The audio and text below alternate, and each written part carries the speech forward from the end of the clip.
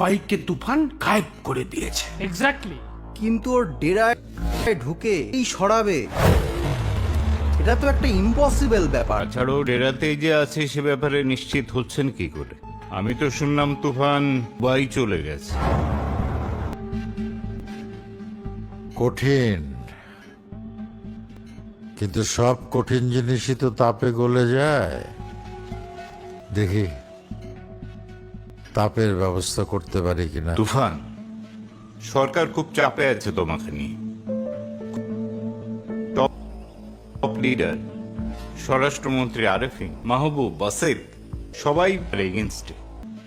ওরা চায় তোমাকে সরিয়ে দিতে, যাতে ওরা নির্বাচনী ইশতেহারে লিখতে পারে যে সন্ত্রাস মুক্ত দেশ করব। আমি কিন্তু তোমার পক্ষে, তো আমি তো একা, ওরা সবাই একসঙ্গে আছে। আমি কতটুকু কি করতে পারি?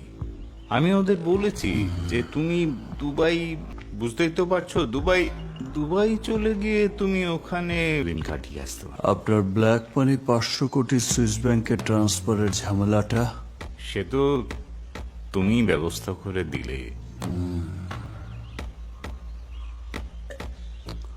গাজীপুর ফরেস্টের 100 একর জমি দখলটা সেটাও তো তুমি। আপনার মেয়েকে যে ডাকাত কাশেম তুলে নিয়ে যাইতে চাইছিল সেই হ্যাঁ, তোমার জন্যই তো আমরা টেনশনহীন জীবন কাটাতে পারি। আমার টেনশন দিতে টেনশন দিতে টেনশন দিব। তুই টেনশন খাবি, কিনবি, তুই টেনশন হজম।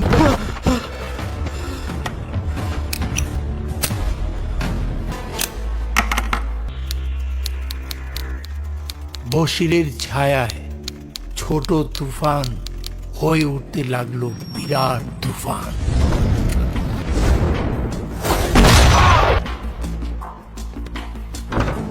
আস্তে আস্তে ছোট থেকে বড় হতে বাড়তে থাকে চাহিদা, আর